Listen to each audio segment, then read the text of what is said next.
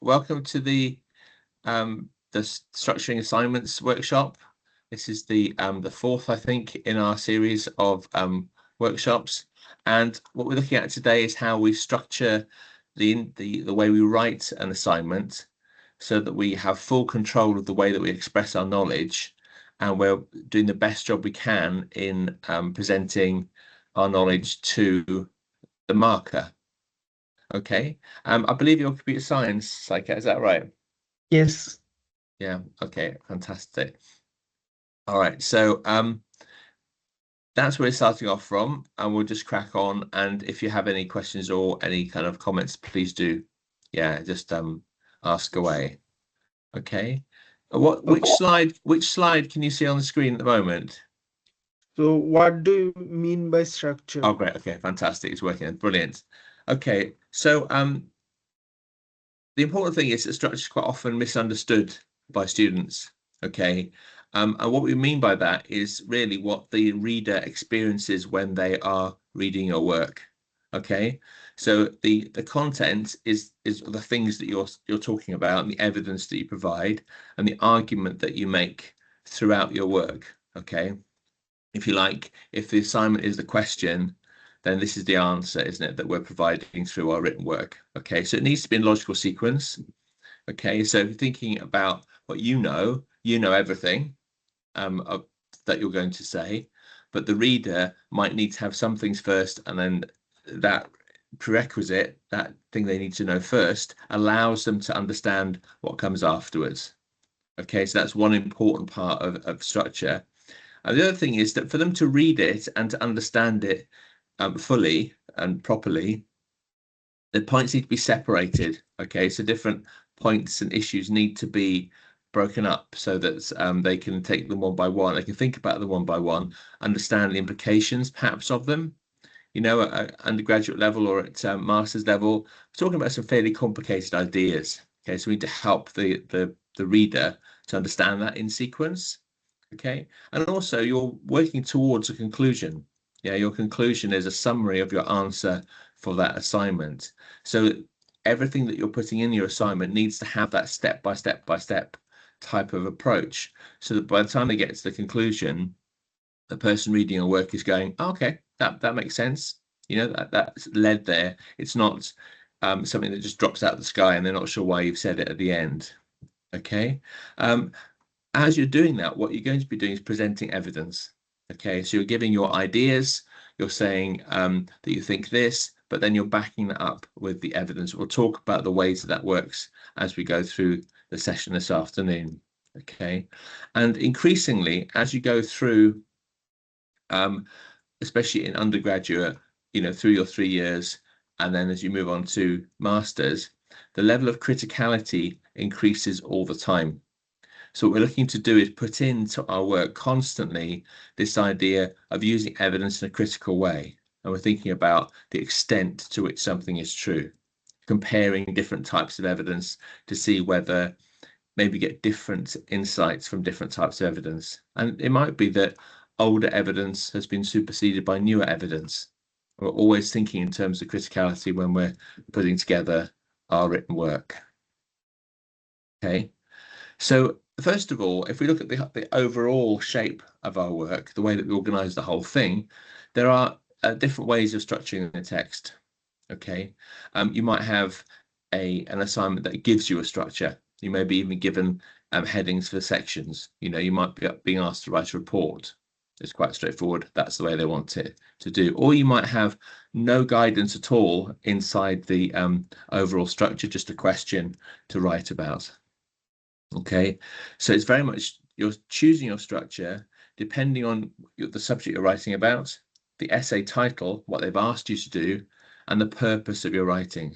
Okay, so it does depend on you having a really good read of that assignment brief, and then looking through it and thinking, what are they asking me to do? What's the topic? What they want? What's in the question? What's not in the question? So if they're asking about a particular technology, for instance, are they going to want you to talk about the history of that technology? So that's something you'd have to work out from the assignment brief as well. Okay. But let's think about some general points that might help with this process of working out what's needed. Okay. Now there's a task here. What I've done to make it easier for you, because I'm not sure that access to our Moodle is working very well at the moment.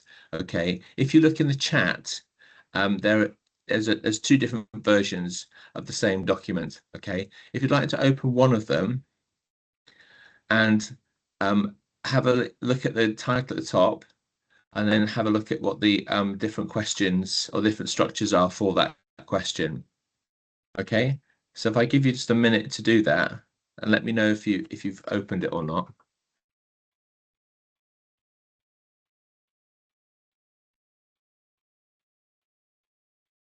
Have you managed to open it? Yeah. Yeah, okay, cool. So what you'll find in there is a question, and then I think it's 6 different possible ways you could structure. Okay. And have a quick look through it. I mean, obviously there's simplified structures, you know, one of our assignments would be more complicated, but it's just to get me a feeling, a flavor of how the choices could be made. Okay, so have a quick look through. Which one do you think is the best one, So and why? after scanning the code, it's showing international academic advice enrollment options. No, if you go into the chat in the meeting, Okay. if you go into chat in the meeting, I've given you the documents in the chat. Okay. Yeah, the Moodle access is not happy today. Okay. Thanks. Yeah, I found them. You okay, yeah? Yeah.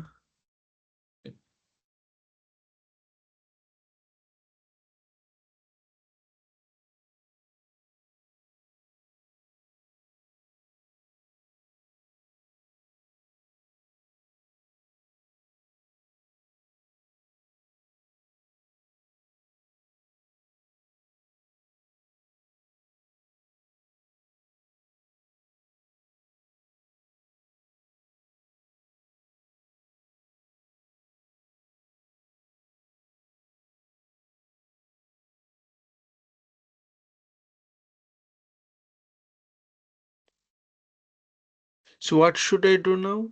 Okay, well, you're looking at them and you just, to start with, thinking about what the difference might be between them.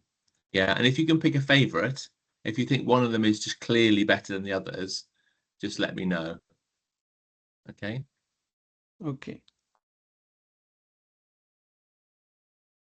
The third one? The third one. Yeah. Yeah, okay. Why did you choose that one?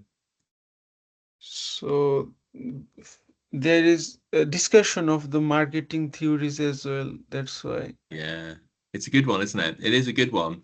I actually like 3 and 4 are my favorites for that one. But you're right, there's a good bit of marketing theory in there, isn't there? Okay. And I think part of the problem with this task, if I'm honest, is that it doesn't really tell you much in the assignment brief. Yeah. But it's a good assumption, isn't it, to think actually we should get some marketing theory in there and then analyze from a theoretical point of view. Yeah, brilliant. Okay, what we're going to do is we're going to think about the different types of approach that we can take to structuring and look at each one of these, because each one of these actually represents a completely valid way of structuring an assignment, but we'll look at what those differences are and how you might be using, when you might choose to use them. Okay. Yeah. So actually what you can have are different approaches, like a chronological approach. So you're basically telling the story over time. You might have a thematic approach where you're looking at different aspects one after the other and then blending them in at the end. Developmental, elemental, or evaluative. Okay, so I'll have a look through some of the possibilities for those. Okay, so plan 1 is chronological. Okay, so it's looking at the origins of the company, and then it's looking at the recent past, then it's looking at the marketing now. Okay, it's a very much a historical framework. What that'll give you is ideas about change and their responses to the market, possibly. Okay, so that's if your assignment brief was wanting you to explain how something's ended up in its current state, that's probably quite a good option, isn't it? Yeah, if you had to do that within the assignment brief. Yeah. Will I get the slides later? Yes, I'll put them in the chat afterwards. Okay. Okay. Yeah, Thank you. brilliant. So the second way of structuring is thematic. Okay, so if you look at the second one, they're looking at TV and then looking at magazine and online. Yeah, so you could see those as themes. So within the whole picture, you're looking at different themes. And this can be very useful if you have a situation that has, you know, 2, 3, or 4 main aspects to it, and you want to do a separate job on each one, then bring them together in the conclusion.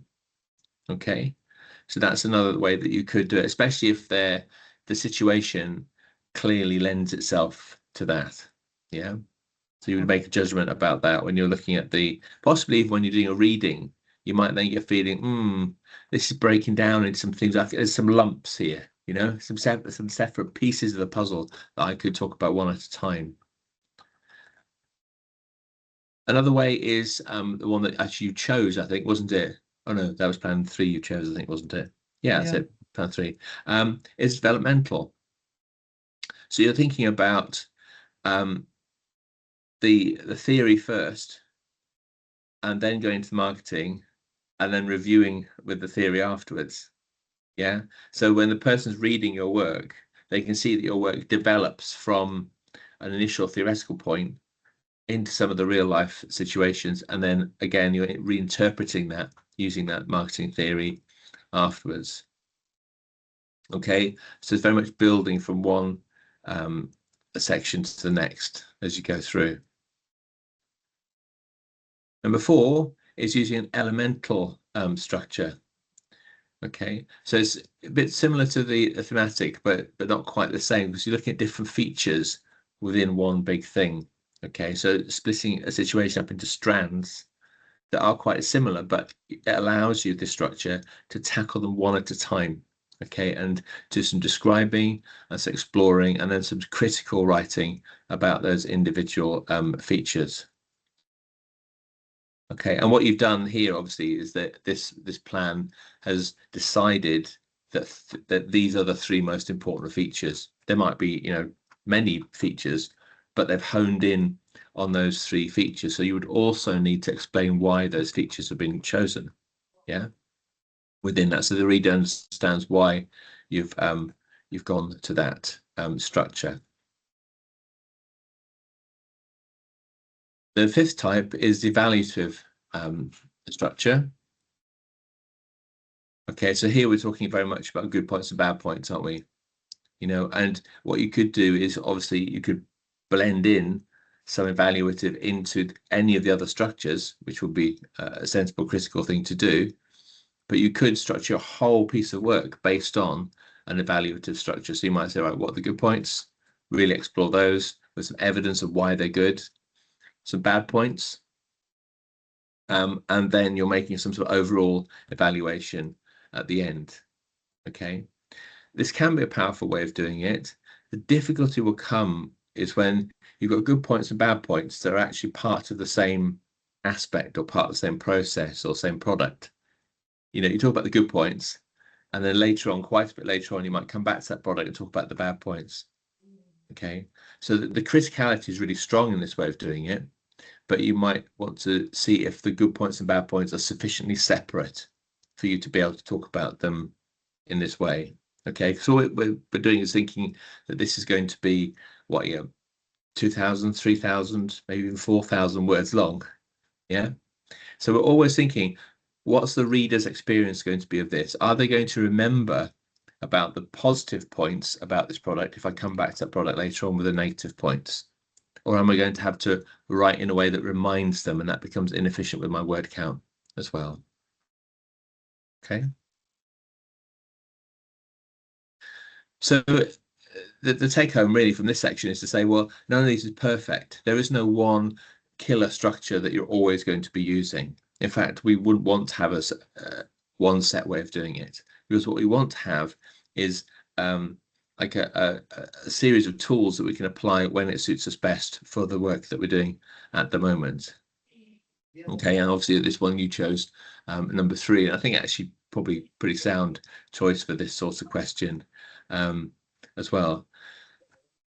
If you think about the whole assignment, you could make a decision at the assignment level, but actually you might be writing in sections, and you might do an evaluative section. You might then decide the next section needs to be thematic, and that shows a higher level of skill in your writing. In fact, to be able to pick up these individual styles of writing when you need them.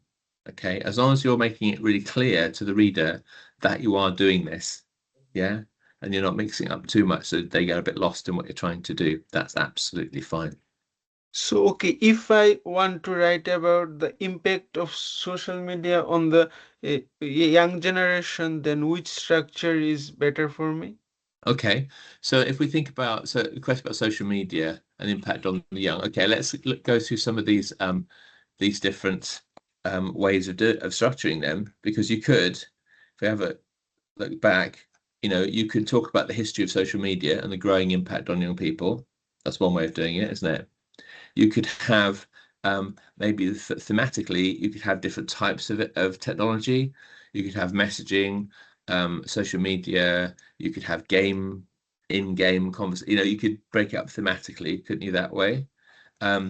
Developmental, you could have some maybe some cognitive theory, and then you're introducing some of the aspects from the social media and some of the research with the young people as well, and then maybe develop it through that and then revisit that theory at the end. Elemental, again, you could maybe work off some of the interviews that have been done with young people, and they might say there's these different features within the social media. So, for instance, infinite scroll or the red tags.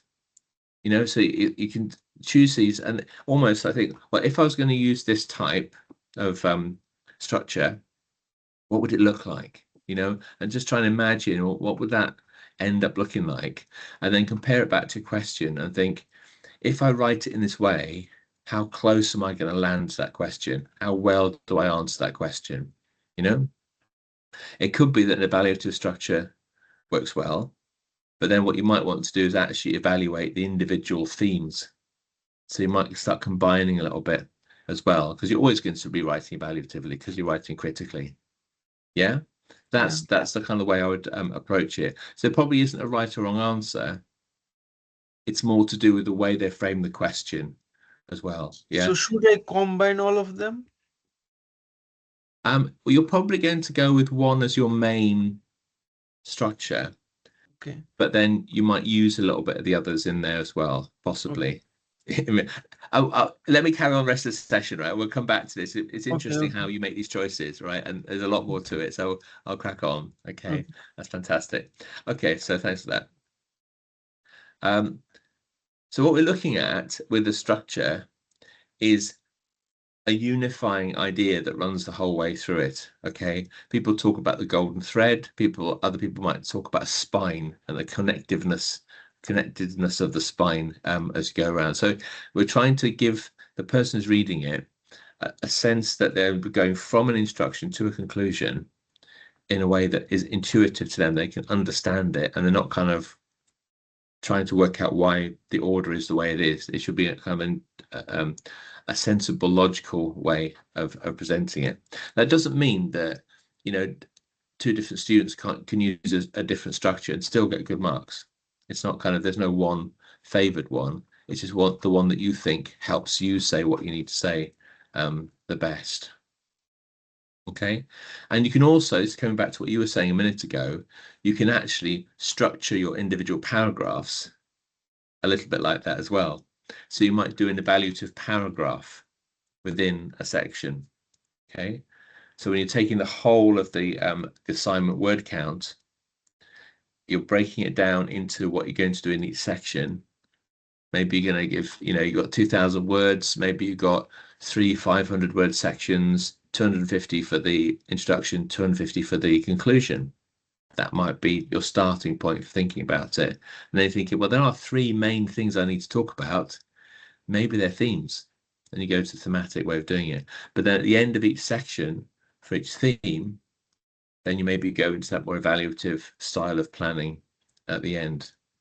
Okay, so it's a kind of a bit more of a toolbox than a set way of doing it.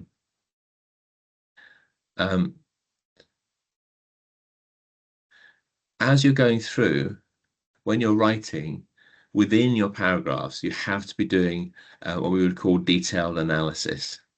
Okay, so picking on individual aspects, seeing what people have written about it already, and using those points to support what you're saying as well. So your work is always going to be developmental. And that just means that, you know, what you said in the last paragraph makes sense, and the new thing you're saying in the next paragraph is connected to what you said before, but takes the argument a little bit further. Okay. So always trying to take the reader on an organized trip through it. I sometimes describe it as being like a guided tour, right? You know, if you go to somewhere like Caerphilly Castle, right, and you go there with the whole family, and you arrive late and you charge around, you go into a few of the different rooms, you know, you fiddle around with stuff in there, you go up to the tower, you have a look around, you come away, and somebody the next day says to you, how do you like your trip to Caerphilly Castle? You go, oh, it was really lovely. Yeah. And they say to you, what did you find out about it? Not much. It's quite old. Yeah, because it didn't make any sense.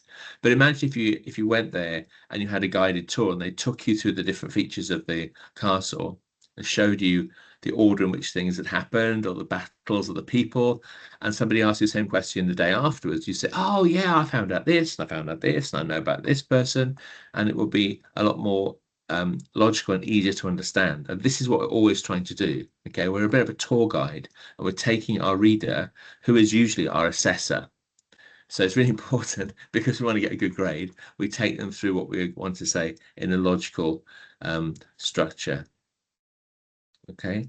And your structure has to be one that allows you to be critical.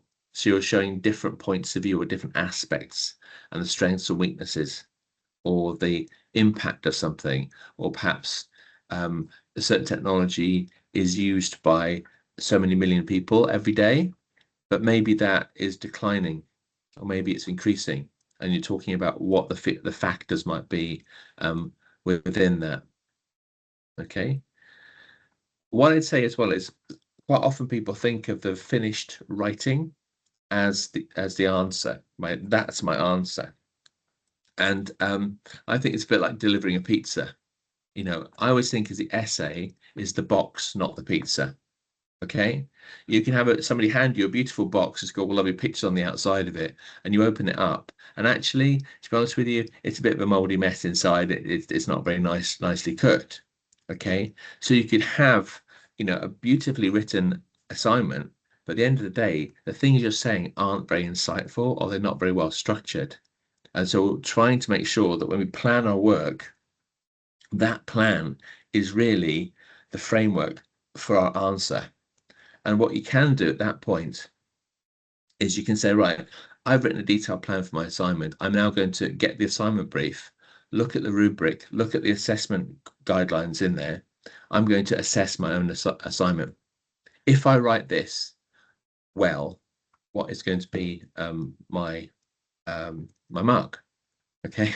And it's a really good skill to practice and develop, because what you end up with being able to do is you write your plan, and you're putting your references in your plan. So you've got all the information in there.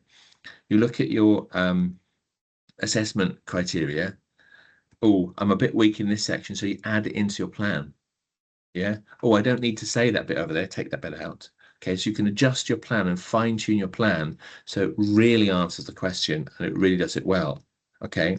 Some study skills materials out there, videos and things, will say, oh, you write it all out and then you redraft it and you take out sections. There's absolutely no point doing that. And especially if you're writing an English not your home language, it's very, very difficult to reorder and restructure something you've written out in full. But a detailed plan is quite easy to just chop and change around. We'll think about ways you can do that. Okay, so when you're planning at the paragraph level. This is the crucial unit of your writing. Okay, and for each paragraph, for a good plan, it's going to be about 10 to 15 lines long, and you're going to be including in your plan for that paragraph the sources that you're going to use. Okay, the references you're going to be putting in. You're going to be putting in the the paraphrasing that you've written already in your notes, okay, because you get your paraphrasing going early. And also you put a note in there about just the general way you're going to apply this evidence, okay? What's my game plan, okay? Is my paragraph going to, tell the story of something chronologically, yeah? Is my paragraph going to look at the two main points of view and compare them, yeah? So you're thinking ahead of time, what's my paragraph going to look like? How is it going to do that without the pressure of having to write the English for it? So when you come to your writing stage is a series of quite short writing tasks. Here's my paragraph, here's my evidence, this is my plan, here are my paraphrases ready to go. Okay, and that's really the best way of working in a self-supporting way as you go along. Okay, and we can look at a very commonly used structure here, which you may have come across already, which is PEAL. Okay, so PEAL is point, evidence, explanation, and link. Okay, so within your paragraph, you start off with a sentence or two that just lays out the main idea. Okay, so one technology has overtaken a previous technology. That's your pitch for that paragraph. Okay, and then you explore the evidence. You talk about maybe there's some stats for usage, maybe there's some people have written about why the new technology is superior to the older technology. Okay, you then have a little bit more explanation. We actually talk around that a little bit as to what are the conclusions we can see from this evidence, and then it links on to the next paragraph. You don't always have to write something for the link, it just needs to clearly link. Okay, so obviously, if you've planned out your paragraphs in a good sequence, then you will naturally link into the next paragraph because you've thought about them, planned them out in that way. One of the most important things you can do when you're planning is actually to sort of drag around your paragraphs, yeah, and think about, well, what's the best order for my reader to read these? And quite often what you'll find is, that's a cracking paragraph, but what I need to do is I need to put it before this other paragraph, because I want the reader to think about that first, and then they think about my points in this next paragraph. Okay, so you've got a lot of flexibility at the planning stage. So you put as much information as possible in, and you get it, the best you can. You self-assess it, and then you're ready to write successfully after that. Okay. Yeah. Cool. All right. So we talk a lot about building an argument. Okay, and this idea of an argument is central to writing any piece where you're trying to put out a case. Okay, it's a little bit like being in court. You're wanting to, you've got a claim. Okay, so this is what I'm claiming, and you've got some evidence, and you want to come to a conclusion. Okay, and it's exactly the same in any written piece as well. Okay, you're thinking, right, this is me presenting what I believe from all my reading to be a reasonable, a sensible way of looking at things. Sometimes an assignment doesn't have a right or wrong answer. It just doesn't. But they're wanting you to show that you understood, that you've done the reading, and you've come to a conclusion that you can stand up with some evidence. Okay, so this is also the way that the articles that you're reading, that's the way they're structured as well. So one of the best ways of learning the structure is actually to be reading the articles that you've chosen to read for your essay and spotting it. Okay, they're making a claim here, right? So this next paragraph, I can see there's 3 bits of evidence there, and then they've concluded, right? And then you start to tune into this. All right, this is how it works, and it's a little bit like the secret sauce. That's how all of it works when it comes down to it. It works like that for the whole article, but also the individual sections of the article actually also do the same thing. Okay, so there's an overall shape for the whole article, but then within the paragraphs, you'll still have the claim, right? That's the topic sentence at the beginning, saying, like I was saying before, this technology has changed because it's superior. Okay, is it? You lay out your evidence of what you believe backs up that claim, and then you wrap up and conclude at the end. Okay, so this is the academic writing technique structure in a way that's underlying everything. Any of those 6 styles, you know, that we talked about at the beginning, they will always use this as the way that the writing is actually put together. Okay, so it's a bit more of a kind of a underlying structure of anything else. So as you're going along, when you're thinking about a paragraph, it's a really important level at which to plan, because your paragraph has to have a purpose, right? What am I saying with this paragraph? Sometimes people put a paragraph break in because they think they haven't had one for a while and they carry on. And when you read that, it's like, oh, okay, but I don't really know where, oh, you changed your idea now. Okay, but you've changed your idea halfway through a paragraph. It's really difficult for the reader to really get a clear idea. And at no point is that student actually setting out their idea at the beginning of a paragraph, then laying out the evidence, then justifying it. And that's really where you need to be, okay, with your writing. Okay, so what we're doing, there's two things that we're aiming to get through our writing ultimately. Okay, we want to show that we're critical, that we really are, and that's not just negativity. You know, you can be laying out positive points when you're being critical, but there's criticality in the way that you're working, evaluating things, you're comparing things, okay, all the time.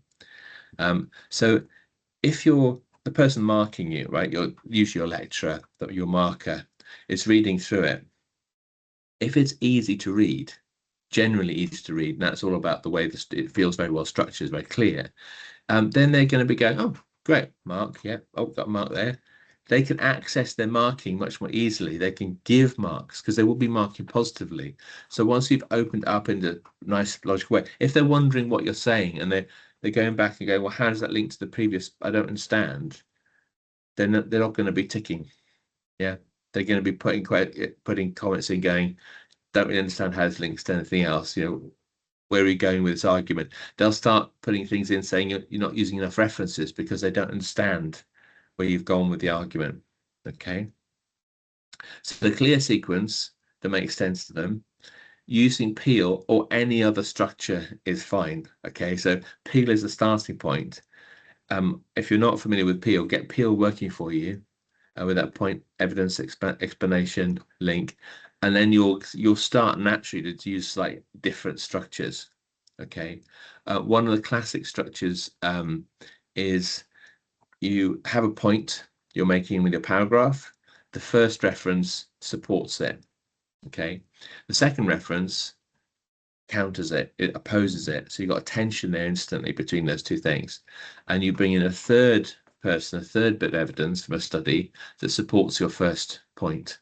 Okay, so you've got a point, you've got a contradiction, and you've got something that confirms the original idea. That is used all over the place. Okay, and that's another one of these classic or structures that gets used. But as you get more confident, you know, you might have a paragraph that's entirely just giving the positive side of one argument, and the next paragraph may give entirely the negatives. It just depends what your evidence looks like, and you will get more confident as you go along to choose that.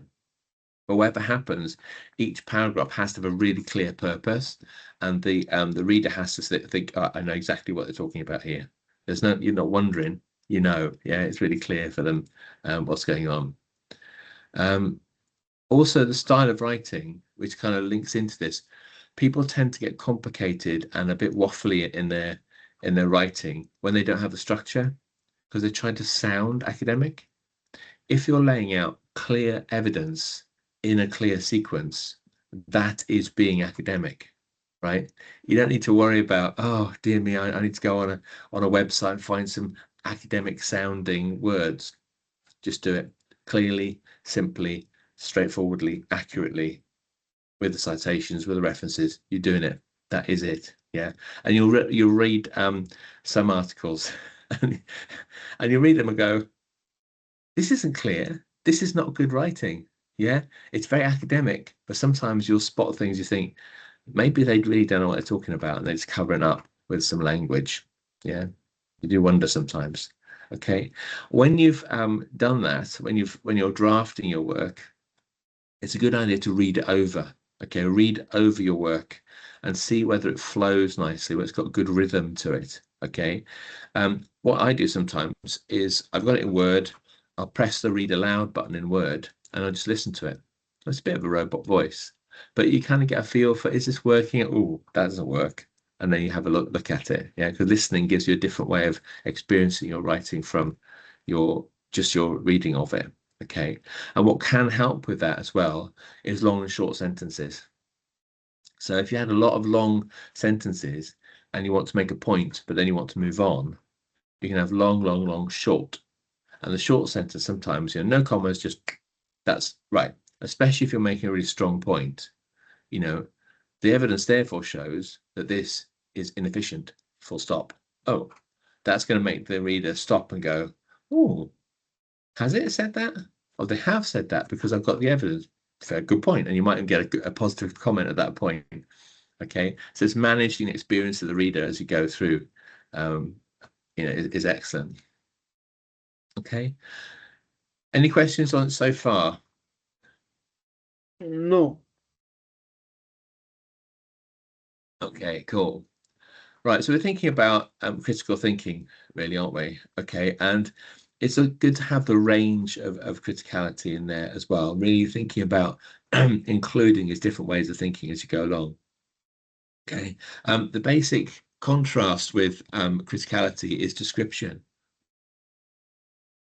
Oh, excuse me.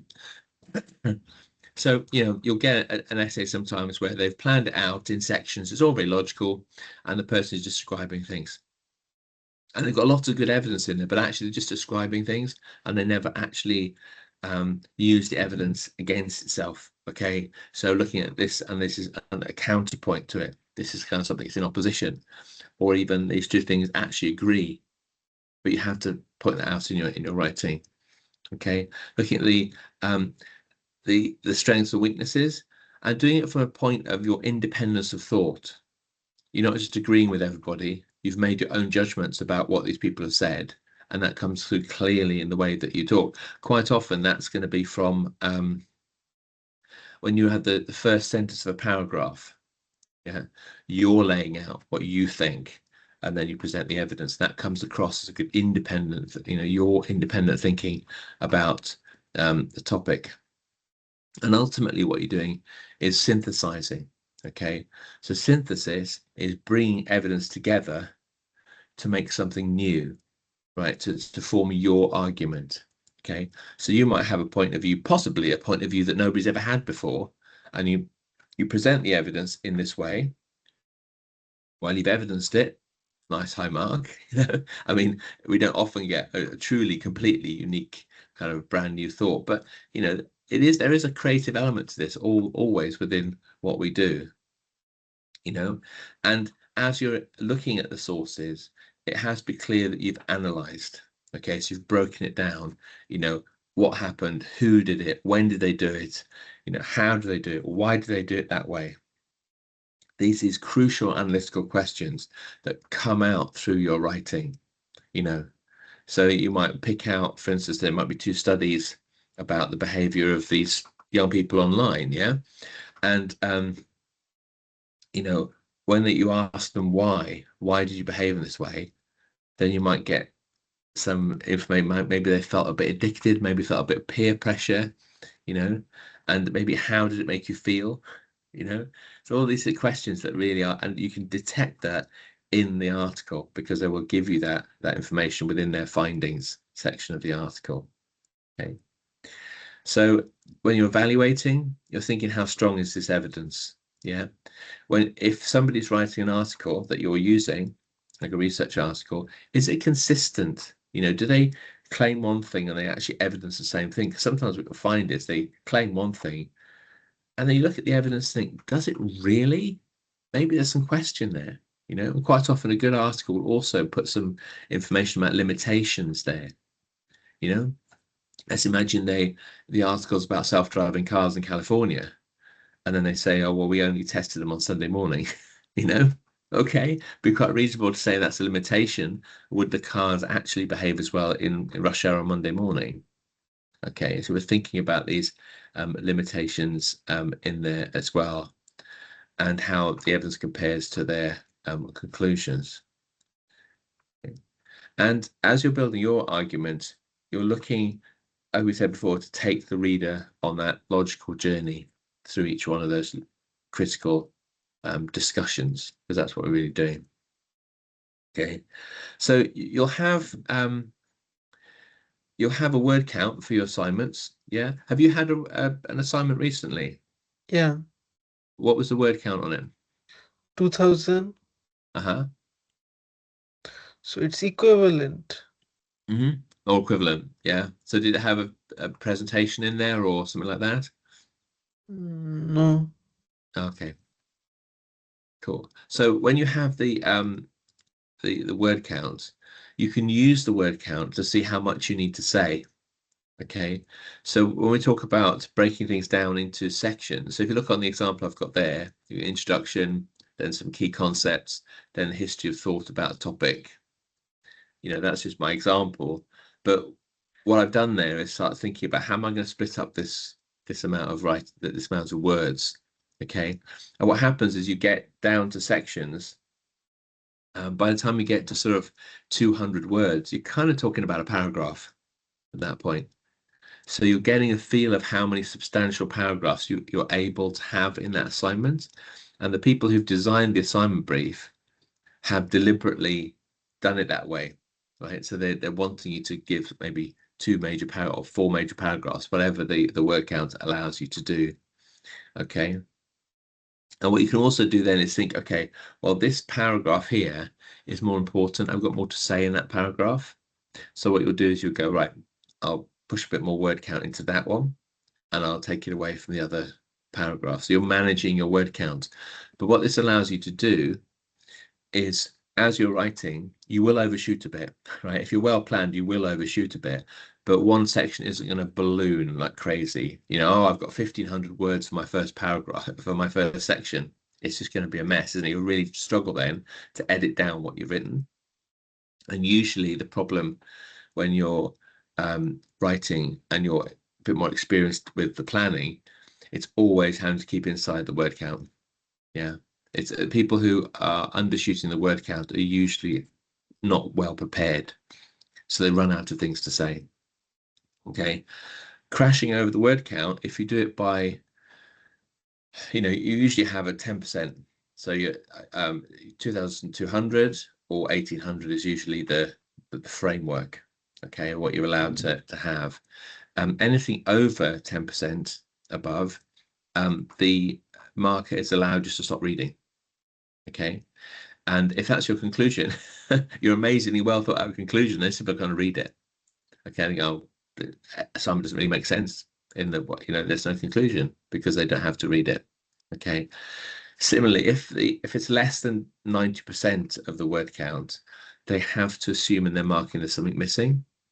Okay, so they will automatically start pulling the mark back because you can't possibly have covered the right things. It's just the way they mark. Okay. So should I go for mixture of long lines and short lines, or should I maintain the consistency of the same amount of lines? Right. Okay. What I would do is when you're planning and you're starting to lay out your paragraphs, your sections, yeah, then you think, okay, well, if I just divide the word count up to start with evenly, then you might think, oh, okay, but I've got more to say in this section here, right? So what you do is you look for another couple of sections. You go, well, if I take a bit off these sections and put that in that section, yeah. So that's the way of using that sort of technique, is you're moving the word count around, but you're keeping the total aimed at that word count limit. Okay. So it just helps you get a feel for how much you're writing as well. It's going to be a guide. All right. You know, I've met people who they write and then they stop when they get to the word count, and don't do that. Okay. What you need to do is use it as a way of saying, okay, I've only got 100 words left. I've only got 50 words left, and you bring it to a conclusion. You will run over a little bit. You know, if you're at 120% of the word count, clearly you have to fix the problem. But taking 100 words out of your work is only going to improve your work. It's one of these really weird things, because if you read through your work and you find some phrases are a little bit, oh, I don't really need to say that, or I've said that twice, you know. So you go through critically saying, do I need to say that sentence? Do I need those extra words in there? You can get 100 words out of an assignment, I don't know, in 20 minutes. It's not a big deal. But what you will have done is you've taken out that padding, that waffling that you don't need to say. So immediately it tightens up your expression, it tightens up your language. Okay, even if you know you've gone a bit further over and you really have to start cutting stuff and you really don't want to cut it, the decisions that you make will really help you, because you're going to be taking stuff out and making right, which is the most important thing for me to say. I'll take out the thing that I don't think is as important. So all the things that are in the essay you hand in are things that you feel was important. Okay, so that is actually in your interest. It helps you to hand in something that's good quality. Okay, cool. I just need to get through some of this a little bit. What I might do is just if you want to the quiz afterwards, I'll let you do that, because I want to just go into another section before we finish, because there's some important things in there as well. Okay, so you get to your plan. In your plan, you've got the individual paragraphs, you've got the references you can use for each paragraph, and you've got you should have in your notes, you're starting to write some paraphrases as key ideas. Okay, so the idea has been written out in your own words. You can copy and paste those into your plan as well. Okay, so it's quite a rich plan. That's what we're talking about here. Okay, at that point you self-assess, and you're going back to the assignment brief, to the assignment objectives, and also to the learning objectives, and you're thinking about what they've asked you for. If I just flip forward to here, so you've got some assessment information here. Okay, the learning outcomes are really important, because you are meant to evidence that you have learnt these. Okay, so what some people do is at the beginning of the assignment, they do this sort of analysis here. They pick up some of the verbs. Okay, what are the action words that they're asking you, what they're asking you to do, and what are the topic words, the nouns in there. Okay, so you're breaking down, analyzing, you're breaking down the assignment brief and really taking out of this what the most important things are. Okay, so when you come back to it after you've got your plan, you know quite a bit about it. You go back into it again and think, okay, where would I place myself here? The assessment criteria will kind of give you your coverage. Okay, some assignments, you've got different tasks, and some tasks are only evidencing against some assessment criteria. Okay, so you can be careful about that. You don't always need everything in everything you do. If you've got a presentation and a written task, the presentation might only be addressing one or two of those, and the written work assesses either some of the other ones or all of them. Okay, sometimes you'll have one that's assessed by both the written work and the presentation. It's the time you take to go through your assignment is really, really important. Okay, so you should be showing your that you have learnt what's on the learning objectives. Okay, but then you're going to probably move on. The most important thing you look at then is your assessment criteria. Okay, now whatever checklist or system that the markers are using to look at your work, okay, it's going to be based on these. So you have to be really going in detail and thinking, right, what do they mean by this? Yeah, so when you do your first breaking down of the assignment, okay, which is the TAP process, topic, actions and parameters, okay, which are in the other workshop, what you're looking at is exactly in here, what they really want me to do, what is going to get me the marks that I need to get. Okay, and if you look at the beginning one, this first assignment here, the first criterion here is about finding literature. You know, thinking very carefully about what do they actually want to see from this finding. Yeah, do they actually want to have a big long explanation of how you found things? They don't. They just need you to have found it, right? So sometimes the assessment criteria, if we really understand them, they can reduce the amount of work because you've fully understood the assessment criteria. Okay, So that's a place to go, and you're comparing your plan. And for each one of these things, just thinking, where is the evidence in my plan that I'm doing that? Where am I showing that I'm doing it? And this is where you'll start finding the holes in your plan, which is perfectly okay, because you've caught them and you're going to then fill them in. Okay. So finally, different assignments are different, okay, and you might have some or combination of these different three things, but there will be assessment criteria and learning outcomes. There may be a grid like this as well, okay, and this is how you place your work at a grade, okay, and when you've got a little bit of practice, it's perfectly possible to actually place your work at a particular grade.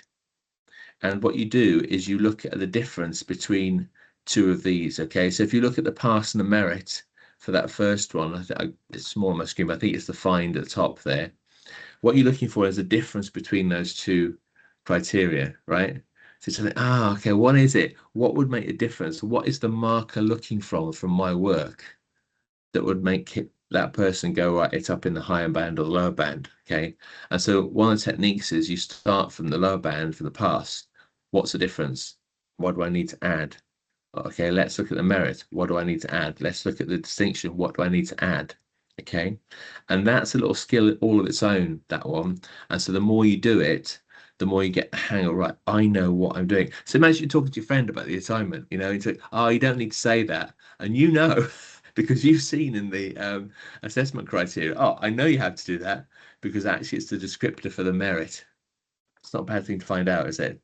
Okay, so that's what you need to engage in all of these as much as possible, okay, so that you are knowingly improving your plan, okay, and that's the kind of where we want to be, ideally, is you doing this process, not hoping to get a good mark, but working towards a mark, because we're doing it sort of professionally, really, in a good way. Cool. I'm conscious that we've gone through quite a lot in this session. Have you got any questions as we come towards the end? Not really. Okay. All of this information is going to be the So slides. I'll put the slides in the chat. Sorry? For the word count, how should I manage the writing part with my presentation? Sorry, I missed the beginning of what you said then. Okay, the presentation is will be equivalent to word count, right? So how to know that how much words I need to put in the assessment, the written assessment with the presentation? Right. Okay. So that's something that have they talked to you through the assignment in your classes? Yeah. Okay. Did they give you any information about that at all? Yeah, they talked about it, but I want to know more about that and want to get